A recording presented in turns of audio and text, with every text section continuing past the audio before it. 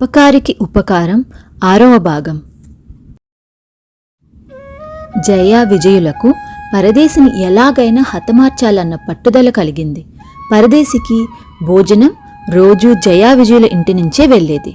పరదేశిని బాధించాలని వాళ్ళు అందులో ఒక రోజున బాగా కారం కలిపారు. అందువల్ల పరదేశికి ఎలాంటి బాధ కలగలేదు. కానీ వాళ్ల భోజనం కారమైపోయింది, నోరంతా పొక్కిపోయింది. ఇది జరిగినా వాళ్ళు బుద్ధి మార్చుకోక మరొక రోజున పరదేశీ భోజనంలో విషం కలిపారు. అయితే ఆ పూట భోజనం చేస్తూనే జయా విజయులు ఇద్దరూ వాంతులు చేసుకుని స్పృహ తప్పి పడిపోయారు. పెద్ద పెద్ద చిన్న పెద్ద వాళ్ళను పరీక్షించి చూస్తే నాడి అందడం లేదు. ఇద్దరూ కంగారు పడి పరదేశి వద్దకు పరిగెత్తారు. పరదేశి జరిగింది విని, వాళ్ళు నా భోజనంలో విషం కలిపి ఉంటారు, ఆ విషం నాకు ప్రమాదం కలిగించకపోగా ఎదురు తిరిగి కలిపిన వాళ్లకే ప్రమాదం కలిగిస్తుంది. ఈసారికి వాళ్లను ఎలాగో అలాగ రక్షిస్తాను. మరొకసారి ఇలా జరిగితే వాళ్ళను నేను కూడా రక్షించలేను అంటూ పెద్దల ఇంటి పెరట్లోకి వెళ్లి అక్కడేవో మొక్కలు ఆకులు దూసుకువచ్చి వాటి పసరును జయా విజయుల నోట్లో పోశాడు. ఆ వెంటనే వాళ్ళిద్దరూ లేచి కూర్చున్నారు. చిన్న పెద్ద పెద్ద పెద్ద వాళ్లకు జరిగింది చెప్పి, దుడుకుతనం కొద్దీ మీ ప్రాణాల మీదకు తెచ్చుకున్నారు. ఈనాటి నుంచి ఆ పరదేశి జోలికి పోకండి అని హెచ్చరించారు. జయా విజయులిద్దరూ పరదేశి కాళ్లమీద పడి, నువ్వు నిజంగానే గొప్ప మాంత్రికుడివి. మేము నీకు అపకారం చేయకూడదనే అనుకుంటున్నాం. కానీ మావి వక్రబుద్ధులు. మా బుద్ధులు మంచి మార్గాన నడిచే ఉపాయం నువ్వే చెప్పాలి అన్నారు. పరదేశి కొంచెం సేపు ఆలోచించి, మీరు చెప్పింది నిజం, మీ బుద్ధులు సరిదిద్దడం నా బాధ్యత అని విజయుడు భుజం పట్టుకొని, రేపు జయుణ్ణి ఇక్కడే వదిలి నువ్వు కొందరు గ్రామస్తులను వెంటబెట్టుకుని అరణ్యానికి వెళ్ళు. అక్కడ మీకు తోచిన ఒక చెట్టును ఎన్నుకొని కాసేపు దాని చుట్టూ తిరిగి తర్వాత శ్రీ మహావిష్ణువు నామాన్ని స్మరిస్తూ కళ్ళు మూసుకోండి. కొన్ని క్షణాలు గడిచాక మీ ముందుకు ఒక దేవత ప్రత్యక్షమవుతుంది. మీరు దేవతతో జయుడు పంపగా వచ్చామని చెప్పండి. ఆమె మీతో బయలుదేరి గ్రామానికి వస్తుంది. ఆ దేవత మీ ఇద్దరి బుద్ధులు మార్చగలదు అని చెప్పాడు. మర్నాడు విజయుడు కొందరు గ్రామస్తులతో కలిసి సమీపంలో ఉన్న అరణ్యానికి వెళ్ళాడు. అక్కడ ఒక చెట్టును ఎన్నుకొని దాని చుట్టూ తిరిగి శ్రీ మహావిష్ణువును స్మరించుకుంటూ కళ్ళు మూసుకున్నాడు. కొద్దిసేపటికి పెద్దగా చప్పుడు వినిపించింది. గ్రామస్తులు దేవత ప్రత్యక్షమైంది, దేవత ప్రత్యక్షమైంది అంటూ కేకలు పెట్టారు. విజయుడు కళ్ళు తెరిచి ఆశ్చర్యపోతూ ఏం జరిగింది అని వాళ్ళను అడిగాడు. గ్రామస్తులు చెట్టుకు ఒక పక్కగా సొమ్మసిల్లి పడి ఉన్న ప్రియంవదను చూపుతూ, ఎక్కడి నుంచి వచ్చిందో తెలియదు, ఇదిగో దేవత అన్నారు.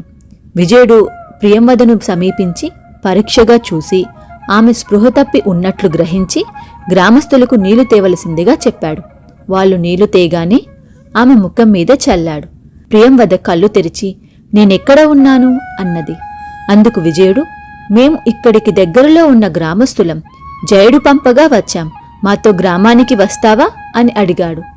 జయుడు పేరు వింటూనే ప్రియంవద అతడు తమ అంతఃపురంలోని కాపలాభటుడనుకున్నది. ఆ కారణం వల్ల ఆమె అంగీకార సూచకంగా తల ఊపి, నాకు బాగా ఆకలి వేస్తున్నది అన్నది.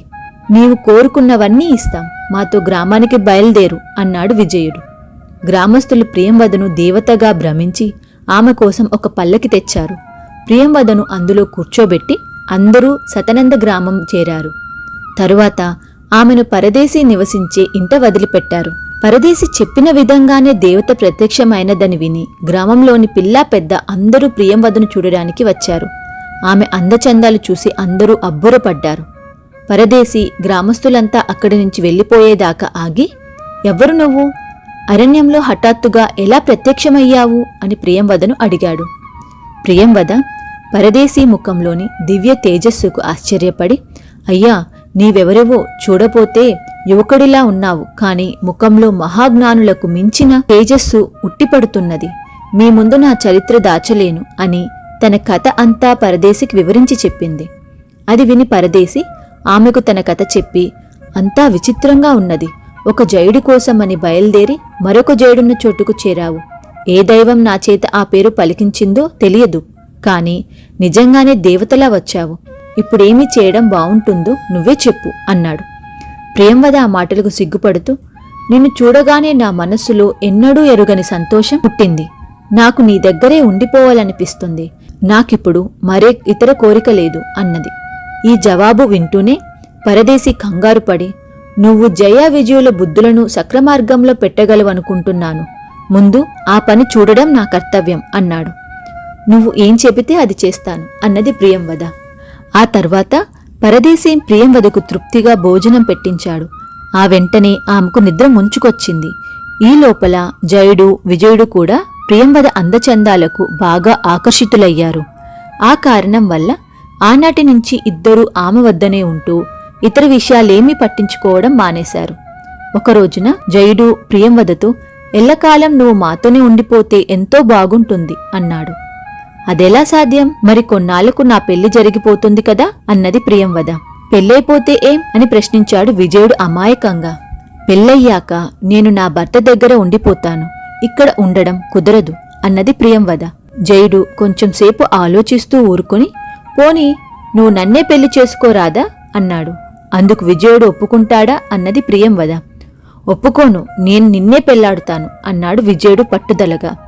జయుడు విజయుడికేసి కోపంగా చూశాడు. ఇద్దరూ వాదులాటకు దిగారు. ప్రియంవద వాళ్లను వారిస్తూ, మీ ఇద్దరిలో ఒకరినే నేను పెళ్లి చేసుకోగలను, అందుకొక ఉపాయం ఉన్నది.